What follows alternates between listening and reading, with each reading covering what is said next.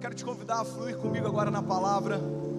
Eu quero compartilhar algo que Deus gerou no meu coração, mas eu não poderia começar essa palavra sem dizer algo para vocês. Eu sempre falo isso. Ei, por favor, eu quero só um pouquinho da sua atenção. Aquilo que Deus vai fazer hoje sobre a tua vida depende diretamente da forma como você vai apresentar o seu coração a Ele. Aquilo que eu poderia fazer, eu já fiz. Eu passei o dia inteiro orando, buscando a Deus, entender o que Ele quer falar com você. Agora só você pode ouvir a voz dEle através da minha vida, amém? Existe tanta fome e sede do nosso meio hoje, que mesmo eu falando, você vai conseguir ouvir nitidamente a voz de Deus. Você pode dizer um amém por isso? Glória a Deus.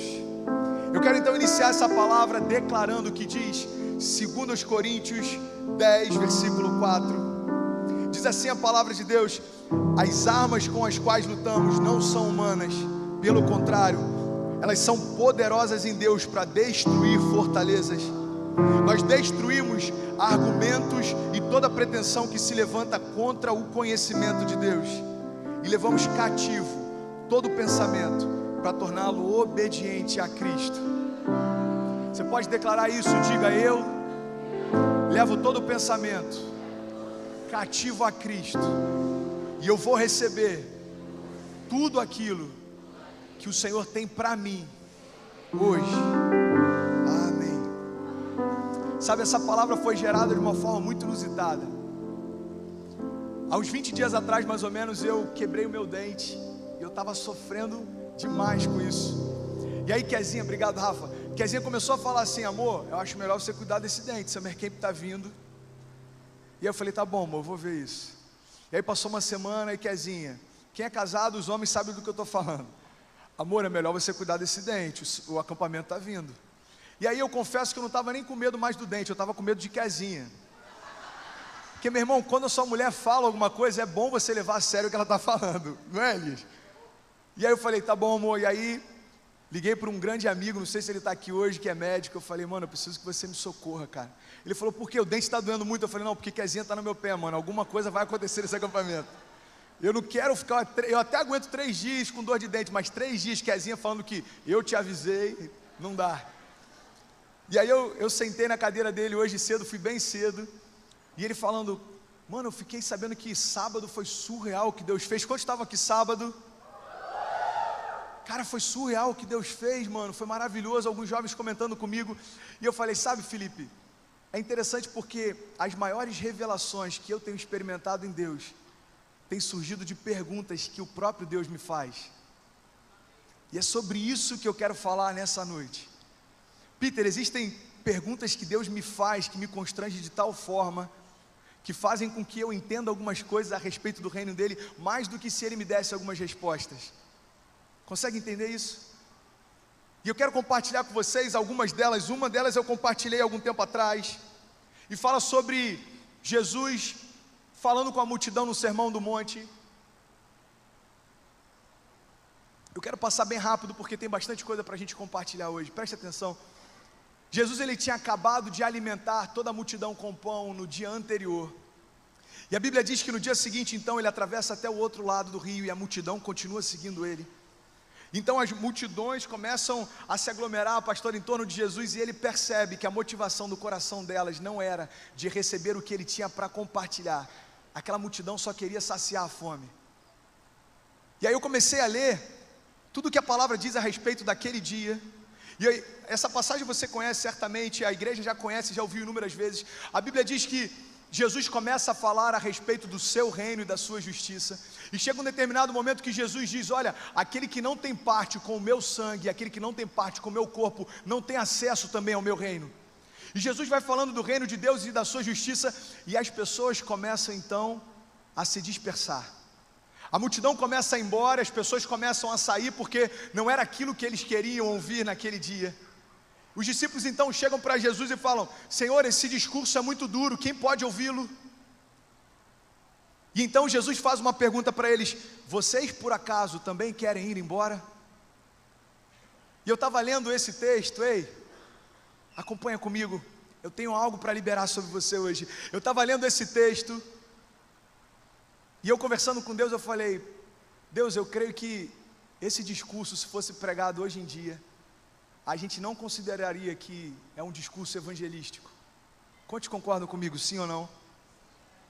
Porque hoje quando a gente fala, olha, a pregação ela foi evangelística, a pregação ela foi leve, a pregação ela foi alegre. Agora, a pregação de Jesus, ao invés de atrair mais pessoas, afastava aquelas que já estavam perto dele. Eu falei, Deus, nos dias de hoje, certamente as pessoas diriam, Jesus, a sua pregação não foi tão evangelística. E a pergunta que Deus me fez foi, você crê que o meu filho era evangelístico? Como assim, pai? Você crê que o meu filho, Jesus, era evangelístico? É claro que era, Deus. O evangelho só tem sentido porque o teu filho é a essência desse evangelho.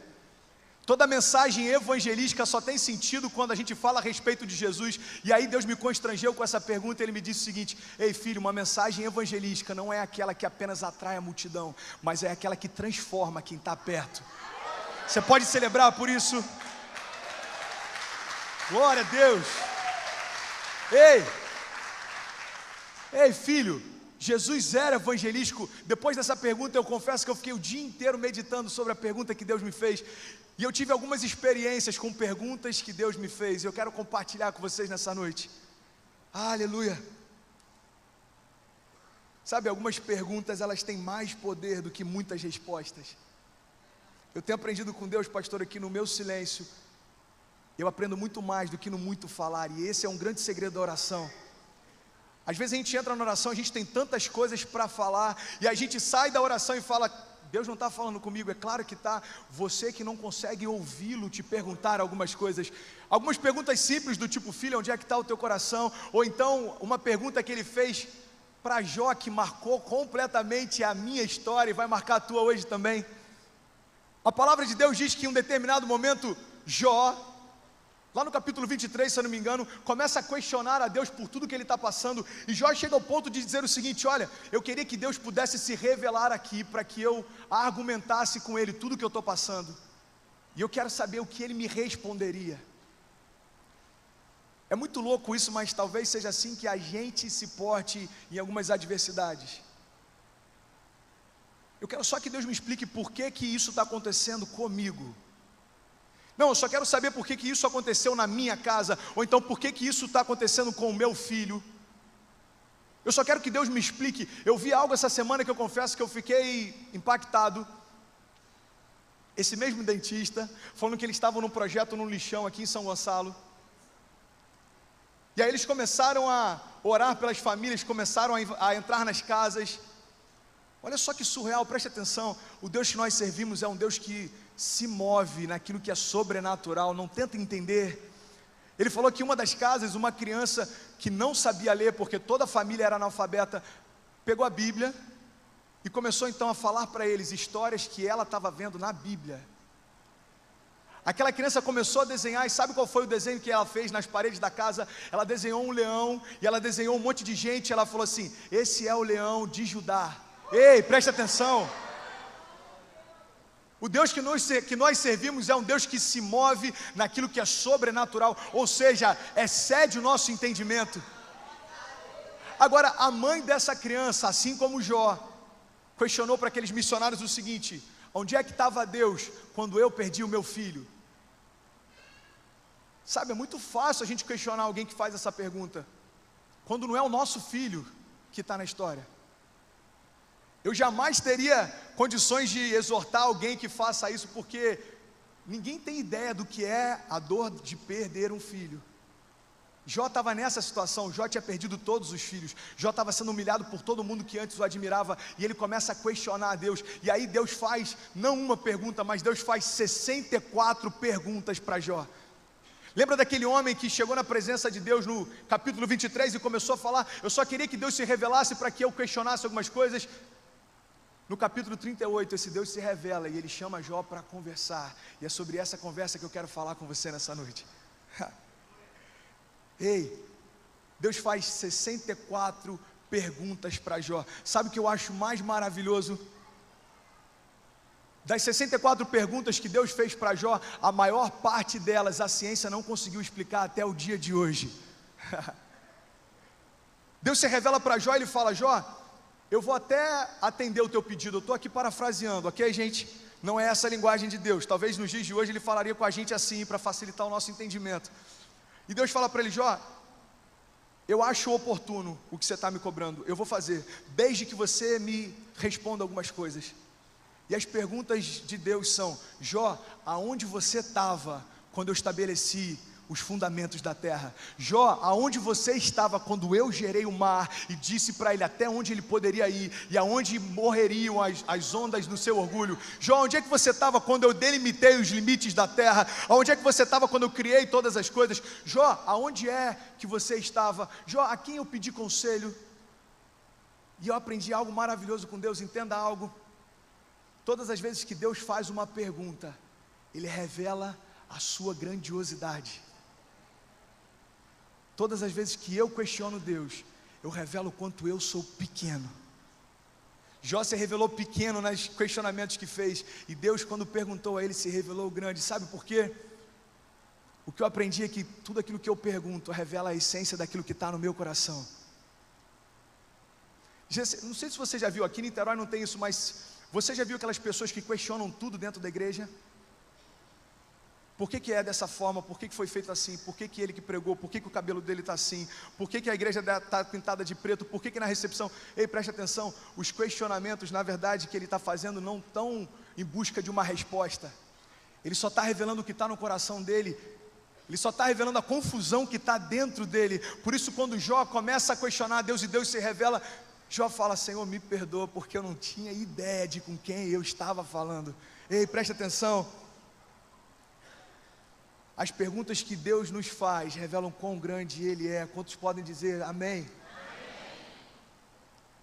Agora, existem algumas outras passagens, eu poderia citar várias. Eu comecei a estudar um pouco hoje algumas passagens em que pessoas fazem perguntas para Deus, e uma delas eu achei interessante demais. Fala a respeito da mãe de Tiago e João.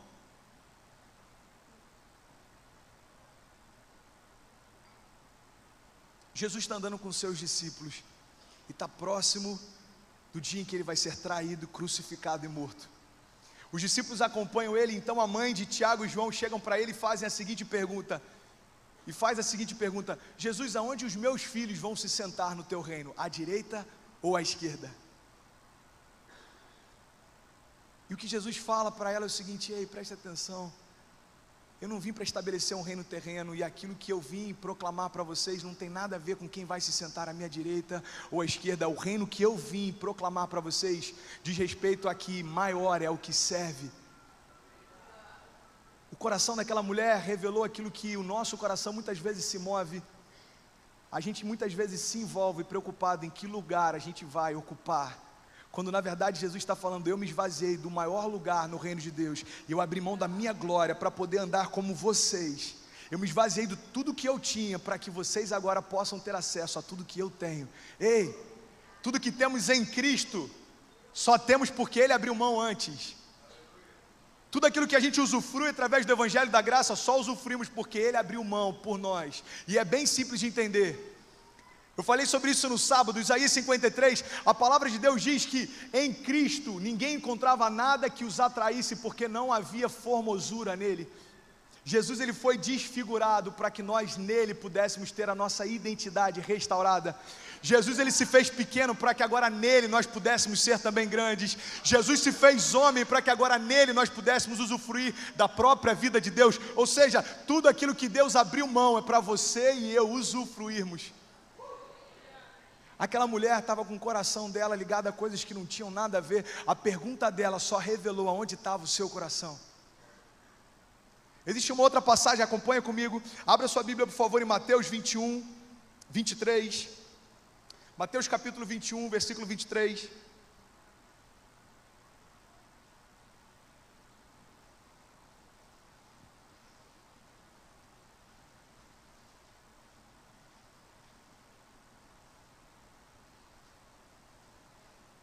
Todos acharam?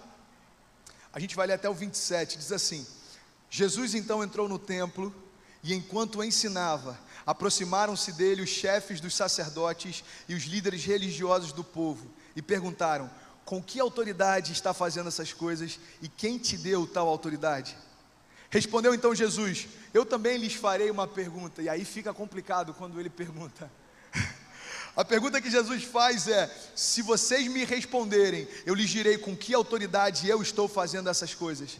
Então Jesus pergunta: de onde era o batismo de João? Do céu ou dos homens? E eles então começaram a discutir entre si, dizendo: bom, se a gente disser que o batismo de João é do céu, ele perguntará: então por que vocês não creram nele? Mas se nós dissermos que o batismo de João é dos homens, nós temos medo do povo, pois todos consideram João um profeta. Eles então responderam a Jesus: Jesus, não sabemos. Então Jesus respondeu: tampouco eu lhes direi com que autoridade eu estou fazendo essas coisas. Cara, eu morri de rir lendo isso hoje à tarde. Você consegue imaginar o humor que existia em Jesus?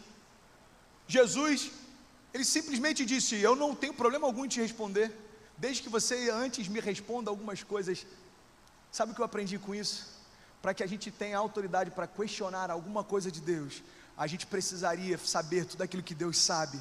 É por isso que no início dessa palavra, o que nós declaramos é que nós levamos os nossos pensamentos cativos a Ele, para que em nós não haja nenhuma confusão. Ei, você não consegue entender algumas coisas que você está passando? Bem-vindo ao time. Foge do nosso entendimento. Agora, Deus não chamou você para caminhar somente sobre aquilo que você entende. Deus chamou você para caminhar sobre aquilo que Ele declarou sobre você. Deus, eu não estou entendendo o que está acontecendo. Não precisa entender, continua caminhando com Ele. Glória a Deus. Continua caminhando.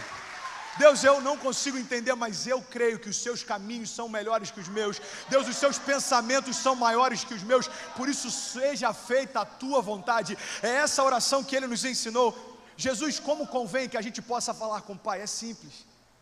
Pai nosso que estás nos céus, santificado seja o teu nome.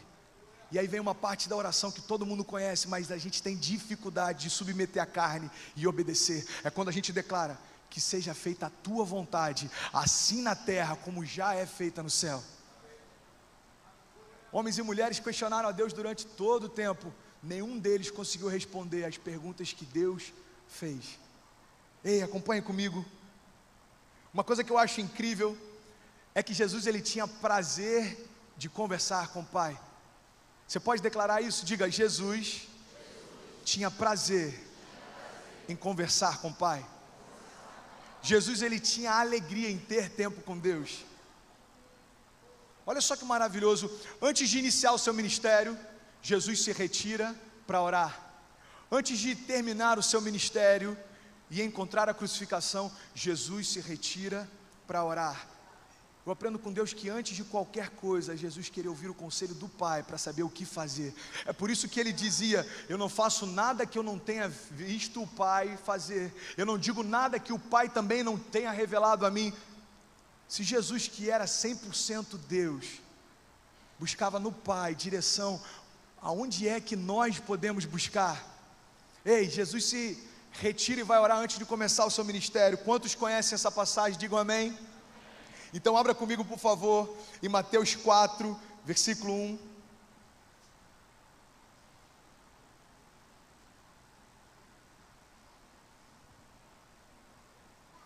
Mateus 4, 1.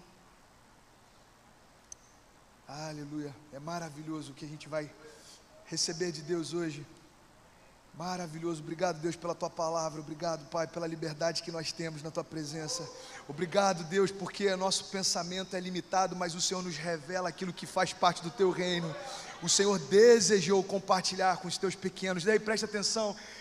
Eu quero te convidar a declarar algo comigo. Declara assim: Jesus tinha autoridade do céu, porque tinha relacionamento com o céu.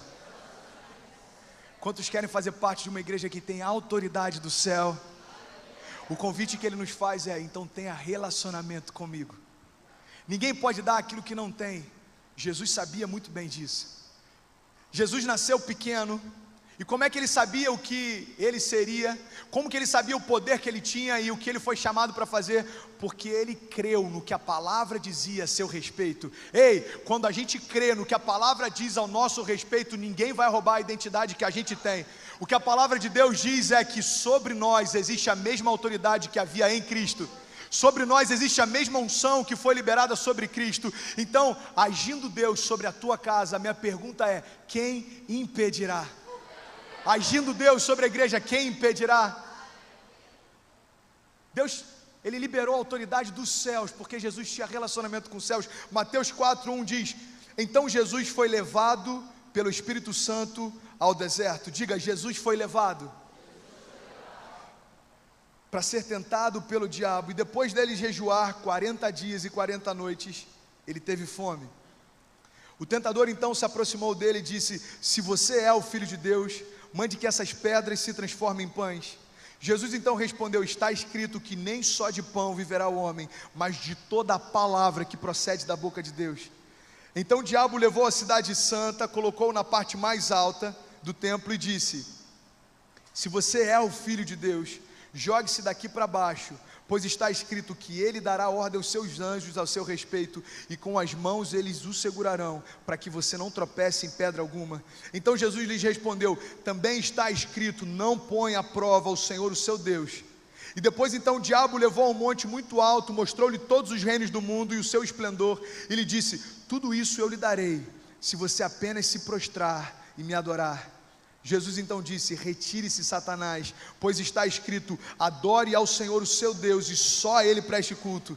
Então o diabo o deixou, os anjos vieram e o serviram. Eu aprendi algo poderoso com essa passagem.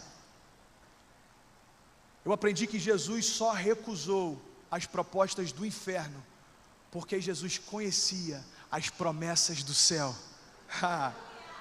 Ei, guarda isso, anota isso por favor. Todas as vezes que o inferno tentar te oferecer algo, lembre: eu só tenho condições e autoridade de rejeitar uma proposta do inferno quando está latente em mim qual é o projeto do céu. Por que Jesus ele sabia o que era uma proposta do inferno? Porque ele conhecia qual eram os propósitos do céu. Uma geração que bate cabeça, uma geração que ama a Deus, mas não vive plenamente, é uma geração que não entendeu ainda o que foi chamado para viver. É por isso que a palavra de Deus diz: o meu povo perece por falta de conhecimento. Você crê que uma igreja que se perde, você crê que um jovem que se desvia, você crê que um casamento que acaba é porque eles não desejavam viver plenamente a vontade de Deus? É claro que não. Mas por que isso acontece, André? É porque às vezes a gente não conhece plenamente a vontade de Deus e a gente aceita qualquer coisa parecida com ela. Para que eu possa usufruir do que é genuíno, eu preciso discernir aquilo que não é verdadeiro. Jesus sabia disso, por isso que ele tinha intimidade com o céu. Quando o diabo oferece para ele, ele fala: não vou aceitar nenhuma proposta do inferno, porque a mim já foi revelado os propósitos do céu. Continua comigo por favor, olha só que incrível. Mateus 4, versículo 12, continuando, diz assim: e quando Jesus então ouviu que João Batista tinha sido preso, voltou para Galiléia, saindo de Nazaré, e foi viver em Cafarnaum, que ficava junto ao mar, na região de Zebulon e Naftali, para cumprir o que foi dito pelo profeta Isaías. Diga: para cumprir o que foi dito pelo profeta Isaías. Terra de Zebulon e terra de Naftali, caminho do mar, além do Jordão da Galiléia dos gentios. O povo que vivia nas trevas viu uma grande luz, e sobre aqueles que viviam na terra da sombra da morte raiou uma luz. Daí em diante Jesus então começou a pregar: arrependam-se, pois o reino de Deus está próximo. E andando ele à beira do mar da Galiléia, viu dois irmãos chamados Simão e Pedro, e seu irmão chamado André. Eles estavam lançando as redes ao mar, pois eram pescadores. Então Jesus disse: sigam-me e eu os farei pescadores de homem. Acompanha comigo. O que a palavra de Deus diz é que quando Jesus ouviu falar que João havia sido preso, olha só que interessante, aí então voltou para a Galiléia, para que se cumprisse a profecia que falava a respeito dele. Olha que maravilhoso. Chega a notícia para Jesus: Jesus, prenderam João. Aquele que tinha Jesus, aquele que tinha relacionamento com os céus, o que ele entende é: chegada a minha hora, eu vou começar o meu ministério. Como que Jesus sabia que era hora de começar? Porque Deus já havia revelado a ele o tempo e as estações de todas as coisas. Quando a notícia chega para Jesus que João havia sido preso, se Jesus não tivesse intimidade com Deus, talvez ele ficaria abatido, talvez ele ficaria desesperado. Assim somos nós quando algumas notícias ruins chegam. Agora eu te pergunto, e se você soubesse o projeto que Deus tem para você como um todo, será que algumas notícias que fazem parte do processo de Deus te abateriam? Não, Deus, eu sei o que vem a seguir, eu sei qual é o próximo passo. Ei, Jesus, João foi preso. Glória a Deus, que seja feito então conforme o meu Pai declarou. Começa hoje o meu ministério. Jesus então, ei, preste atenção, Jesus acabou de sair de 40 dias de jejum e oração. O que a palavra de Deus diz é que o próprio Espírito o levou para que ele fosse tentado. Jesus estava cheio da vida de Deus. Jesus tinha completamente sobre si a revelação dos planos de Deus. Quando ele sabe que João foi preso, ele então cumpre a promessa. E sabe qual era a profecia que dizia a respeito dele? Dizia o seguinte: terra de Zebulon, terra de Naftali, a caminho do mar, além do Jordão, o povo que vivia nas trevas agora vê uma grande luz. E sobre aqueles que viviam na terra da sombra, ei, raiou então uma luz. A palavra falava a respeito dele. A luz de Deus que brilha sobre os homens se posicionou, e começa então o ministério daquele que dividiu a história em duas partes, antes dele e depois dele. André, o que eu preciso fazer para viver os planos de Deus? É simples. Primeiro passo, entender qual é o plano de Deus para você. Como que eu entendo isso? Não é questionando a Ele, mas é ouvindo as perguntas que Ele já te fez. E eu quero compartilhar algumas perguntas que Deus fez para alguns homens que marcaram completamente a vida deles. Ei, Jesus rejeitou as propostas do inferno porque conhecia as promessas do céu. Jesus sabia que era chegada a hora. Quando ele ouviu dizer que prenderam João, ele se lembrou da profecia que falava que a voz que clama no deserto veio para preparar o caminho para o rei. João veio preparar e João declarava: arrependei-vos porque o reino de Deus está próximo. Quando Jesus começa o seu ministério, sabe o que ele declara? Exatamente a mesma coisa: arrependei-vos porque está próximo o reino dos céus. Agora, quando a gente vai estudar no original, por favor, vem comigo, eu só preciso de mais 5 minutos. Quando a gente vai estudar no original, arrependimento não diz respeito à tristeza. É por isso que quando a gente ouve essa mensagem, muitas vezes não chega para nós como uma mensagem de esperança. Pessoas declaram: arrependei-vos, e a gente no nosso coração entende: se entristeçam. Arrependimento não tem a ver com tristeza, arrependimento tem a ver com mudança de atitude, de mentalidade. O que Jesus está dizendo é o seguinte: ei, mude a sua forma de pensar, mude o seu coração, porque o reino de Deus está próximo. Existe um outro equívoco, eu confesso que eu também pensava assim, antes de me converter, quando pessoas falavam: mano, se arrepende porque o reino de Deus está próximo. Eu pensava: bom, está próximo é porque está perto de vir, mas estão falando isso há 2000 anos. Tem algumas pessoas rindo porque pensavam assim também. Tem gente falando que vai vir há 2000 anos, pastora, por que vai ser agora? Eu vou curtir um pouco mais. Mas quando Jesus declarava: arrependei-vos porque o reino de Deus está próximo, a proximidade que ele fala não é temporal. O que Jesus estava dizendo é o seguinte: o reino de Deus agora está perto, está disponível. Você pode celebrar a Deus por isso? Ei, o reino de Deus está próximo. Muda a sua forma de pensar, muda o seu coração, muda o seu pensamento. Arrependei-vos porque está próximo de vós o meu reino. Jesus, se o reino está perto, como eu faço para chegar nele? É simples. Jesus declara: eu sou o caminho, eu sou a verdade, eu sou a vida. Ninguém pode ir ao Pai se não for através de mim. Ei! Jesus começa o seu ministério porque ele sabia qual era o seu ministério. Jesus começa então a mudar a história do mundo porque ele sabia o motivo pelo qual ele veio. Não sei se você tem noção disso, mas nesse banco, na minha frente sentado, existem pessoas chamadas por Deus para sacudir essa geração. Você sabia que talvez alguns não vão experimentar isso? Por que, André? A vontade de Deus mudou? É claro que não. É porque eu só posso ser obediente à vontade quando eu sei o que Ele me pede. Como ser obediente se eu não sei sequer o que Ele está pedindo de mim? Ei, o reino de Deus está próximo. Eu sou o caminho, eu sou a verdade, eu sou a vida. Pai, o que você espera de mim? O que você deseja de mim? Preste atenção. Como é que eu posso explicar para você de uma forma clara o que é o teu chamado? Imagine que é um avião, você entrou nesse avião e você vai chegar no destino final. O destino ele já traçou, mas você pode saltar a qualquer momento. Você já ouviu alguém declarar que quem tem promessa não morre? Isso é a maior mentira. Porque todo homem e mulher na face da terra que morre, certamente tinha sobre si uma promessa de Deus. A questão é se vai se cumprir ou não, depende do teu posicionamento nele. Se eu acreditasse que uma pessoa que tem promessa não morre, eu acreditaria na predestinação. E eu não sou movido pela predestinação. A predestinação que eu creio é que todos aqueles que Ele predestinou, Ele também chamou. E quando chamou para si, Ele justificou. E aqueles que Ele justificou, Ele também glorificou. Ei, presta atenção. Arrependei-vos, porque o reino de Deus está próximo, está acessível a todo aquele que nele crê. Você quer mudar a história da tua geração? O convite de Deus para nós é: muda a tua história primeiro, e todos aqueles que te conhecem vão desejar o que você tem. Glória a Deus! Glória a Deus! Eu entendi isso, cara, e eu estou buscando isso incansavelmente.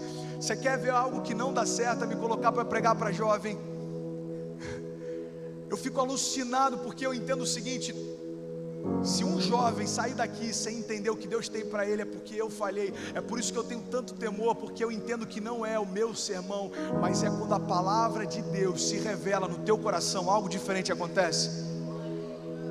Por que eu estou todo o tempo chamando a tua atenção e te pedindo: ei, essa vai ser a melhor terça da tua história? Depende do teu coração, depende do seu coração, porque não existe nada de errado com a semente. Você pode declarar: não existe nada de errado com a semente. A palavra de Deus é perfeita, a vontade de Deus é perfeita. O que está em questão então nessa noite, André? É o solo do teu coração. Eu lanço sobre você a palavra de Deus suficiente para mudar completamente a tua história. Eu lanço sobre você agora as declarações que Deus fez a seu respeito.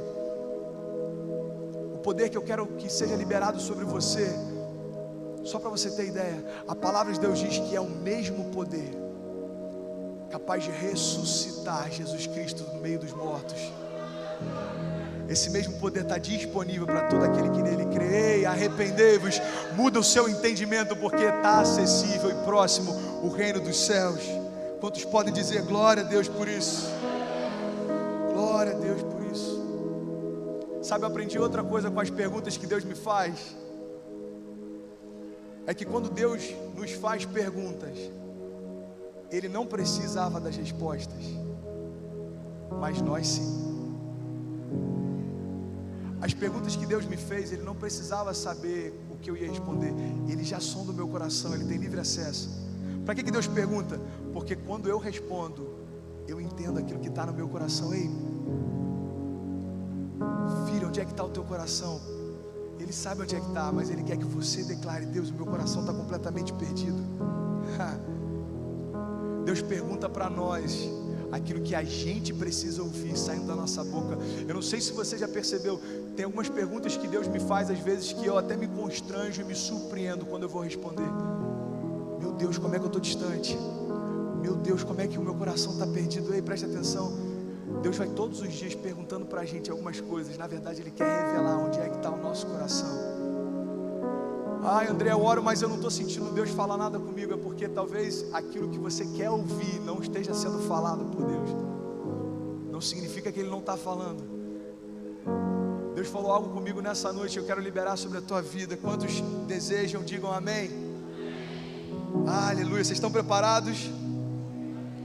Eu quero compartilhar então algumas perguntas que homens e mulheres de Deus ouviram durante toda a história.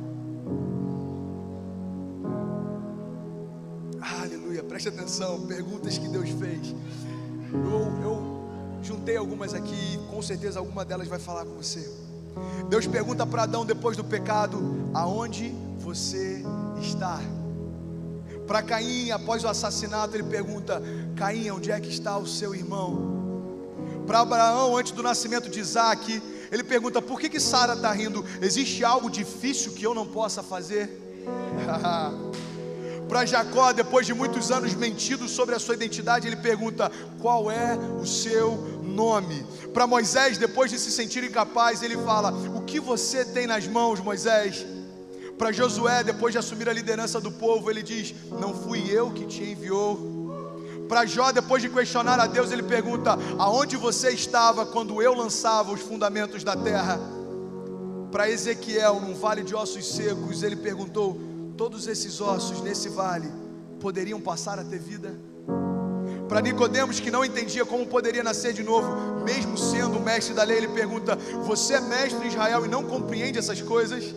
Para o cego Bartimeu, que clamava desesperadamente, ele pergunta: o que você quer que eu te faça?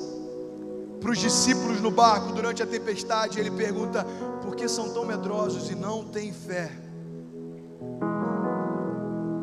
Para a multidão no Monte das Oliveiras, ele pergunta: por que vocês me chamam de Senhor, se não fazem o que eu mando? Para a mulher adúltera, quando a humilharam e queriam apedrejá-la, ele pergunta: aonde estão agora os seus acusadores? Obrigado, Senhor. Para Maria, depois que Jesus pediu que rolassem a pedra que fechava o túmulo de Lázaro, ele perguntou: eu não te disse que se você cresce, você veria a glória de Deus?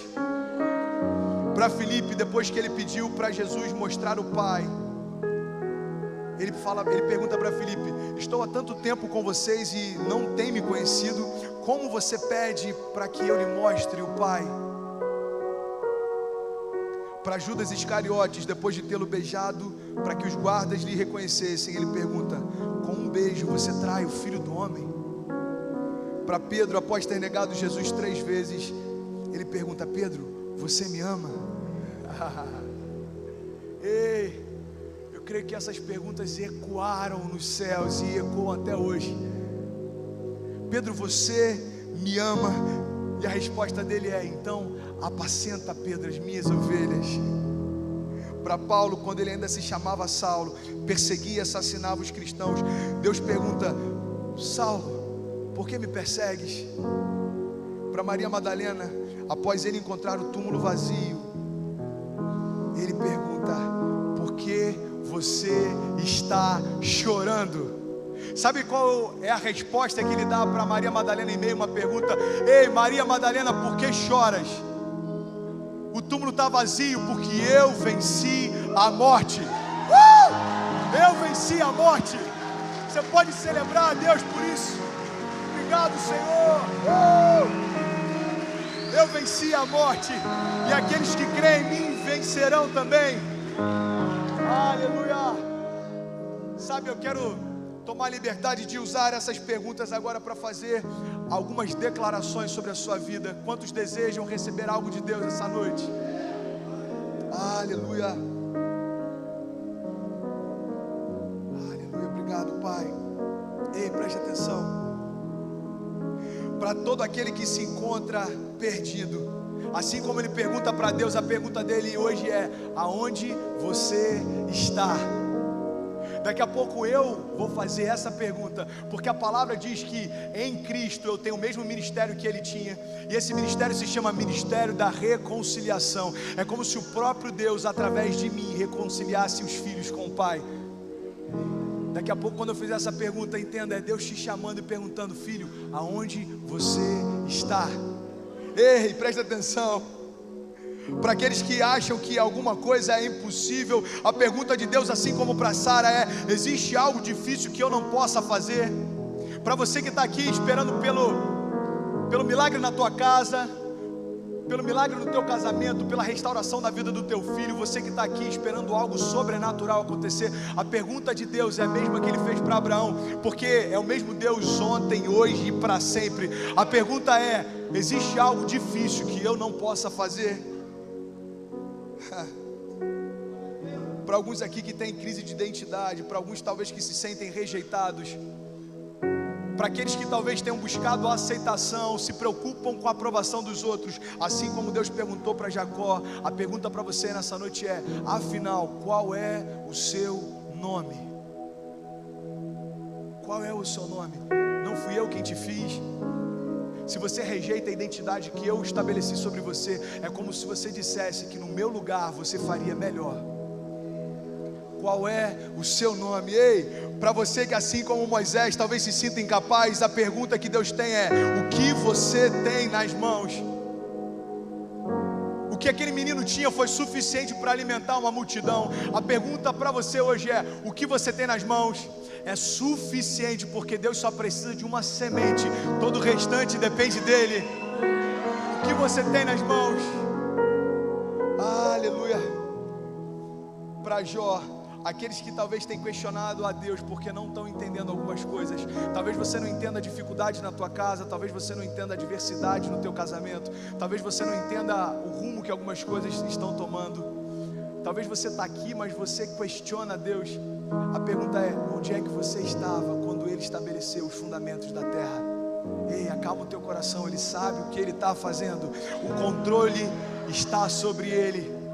Ele tem um governo sobre todas as coisas. O nome dEle é sobre todo nome. Ei, para você que talvez assim como Nicodemos entenda demais das coisas de Deus, talvez você sem perceber se tornou um religioso, talvez sem perceber você questiona tudo que todo mundo faz, você sabe de tudo, você faria melhor do que todo mundo, mas talvez está faltando em você sensibilidade para experimentar o reino dos céus. A pergunta é: você não sabe de todas as coisas? Porque me pergunta como ter acesso ao reino dos céus. Ei, quebrante o teu coração e arrependei-vos, porque o reino de Deus está disponível hoje. Eu já estou finalizando. Talvez para alguns aqui que estejam como Ezequiel, aquilo que você vê diante de você parece morto. Talvez seja o seu sonho, talvez seja o seu chamado, talvez seja o seu ministério, talvez seja o seu casamento, talvez seja a tua empresa, a tua família. A pergunta que Deus faz para você, assim como fez para Ezequiel, é: por acaso podem esses vales de ossos secos tornarem a ter vida? Claro que sim, diz o Senhor. Eu declaro vida sobre tudo aquilo que parecia morto para você. Eu declaro vida sobre tudo aquilo que parecia perdido para você, porque nós temos de Deus o sim, mesmo que todo mundo ao nosso redor diga não. Aleluia. Assim como aquele cego Bartimeu, talvez você precise de cura hoje. Talvez você entrou aqui e você precisa ser curado fisicamente. Talvez você precise de cura nas suas emoções. Você precisa de cura hoje. E a pergunta que eu te faço, como ele fez para Bartimeu, é: o que queres que Deus te faça hoje? Ele só pode curar naquilo que nós reconhecemos que necessitamos de cura. O que você precisa que Ele faça hoje? Aleluia. Eu já estou finalizando. Eu queria falar tanto para alguns Pedros aqui, para Paulo, Felipe, Maria, para aqueles que têm sido perseguidos. A minha pergunta é: aonde estão agora os seus acusadores? E eu quero te convidar em nome de Jesus a ficar de pé e declarar comigo uma palavra que tem poder para mudar completamente a tua história. Aleluia. Quantos creem que Deus é maior interessado em mudar a tua história hoje? Deus, Ele quer fazer infinitamente mais do que aquilo que nós temos pensado, imaginado, pedido. E eu quero compartilhar com vocês a respeito daquele que venceu a morte. Quantos creem que Jesus venceu a morte? Sabe o que é maravilhoso? A única certeza que existia na face da terra é que eu e você morreríamos um dia. Eu já compartilhei isso aqui há um tempo atrás com os jovens. Preste atenção, olha que incrível. Você já deve ter ouvido isso alguma vez, Rafa. Você pode não acreditar em Deus, você pode ter a religião que for, mas uma coisa você concorda comigo: a gente vai morrer um dia, você concorda? Quantos aqui concordam? Independente de religião, todos vamos morrer um dia. Essa é a única verdade absoluta sobre a face da terra, até o dia em que Jesus mudou uma verdade absoluta. Sabe por que agora nós não estamos mais fadados à morte? Porque Jesus venceu a morte. E a palavra diz que Ele é o primogênito entre muitos irmãos. Ou seja, Ele não é o único, mas Ele é o primeiro. Quantos vão vencer a morte com Cristo? Aleluia. Então eu quero finalizar essa mensagem declarando aquilo que diz em Apocalipse 1:12, a revelação a respeito de Jesus, aquele que vai mudar a nossa história hoje. Olha o que diz Apocalipse 1:12: voltei-me então para ver quem falava comigo. Voltando-me, eu vi 7 candelabros de ouro, e entre os candelabros, alguém semelhante a um filho de homem, com uma veste que chegava aos seus pés, e um cinturão de ouro ao redor do seu peito. A sua cabeça e os seus cabelos eram brancos como a lã, e eram tão brancos quanto a neve, e os seus olhos eram como chamas de fogo. Os seus pés eram como bronze numa fornalha ardente, e a sua voz era como o som de muitas águas. Ele tinha na sua mão direita 7 estrelas, e da sua boca saía uma espada afiada de 2 gumes. A sua face era como o sol quando brilha em todo o seu fulgor. E quando eu o vi, caí aos seus pés como morto. Então ele colocou a sua mão direita sobre mim e disse: não tenha medo, porque eu sou o primeiro e eu sou o último. Eu sou aquele que vive. Ei, declare isso comigo. Declare: eu sou aquele que vive. Porque eu estive morto, mas agora estou vivo para todo sempre. E eu quero te convidar a ler isso junto comigo. Jesus chega para ele e diz: olha só, não tenha medo, porque eu sou aquele que vive. Eu sou o primeiro e o último. Sabe por que João teve medo? Porque ele percebeu o quanto ele era pequeno diante da santidade de Deus. Sabe o que Deus disse para ele? Não tenha medo, porque eu morri por você. Eu estou vivo para todo sempre. E eu quero te convidar a declarar aquilo que é uma verdade sobre a tua vida, sobre a tua família e sobre a tua casa. Declare: e tenho. Não, peraí, está muito fraco. Você não está celebrando a vida de Deus, aquilo que Ele fez por você, com tudo aquilo que você pode. Declare: e tenho as chaves da morte e do inferno. Ei, Ele tem as chaves da morte e do inferno. E agora eu tenho a própria vida de Deus. E declare: eu vou viver com Ele na eternidade. Declare: eu e a minha casa serviremos ao Senhor. Declare: eu e a minha casa serviremos ao Senhor. Declare: eu e a minha casa serviremos ao Senhor. Muralhas caíram e o mar também se abriu. Acalmou a tempestade. Pães e peixes multiplicou.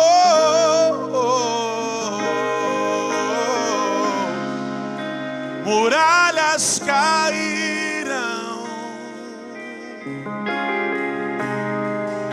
e o mar também se abriu.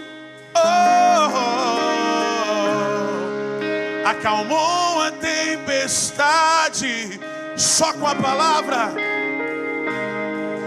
Água e vinho transformou. Que amor é esse? Que amor é esse? Oh, que amor é esse? O Senhor é bom. O Senhor é bom. Seu amor dura para sempre. Seu amor dura para sempre. Uou! O Senhor é bom. O Senhor é bom. Ele é bom. O Senhor é bom. Oh, seu amor dura para sempre. Seu amor dura para sempre. Uou! O Senhor é bom.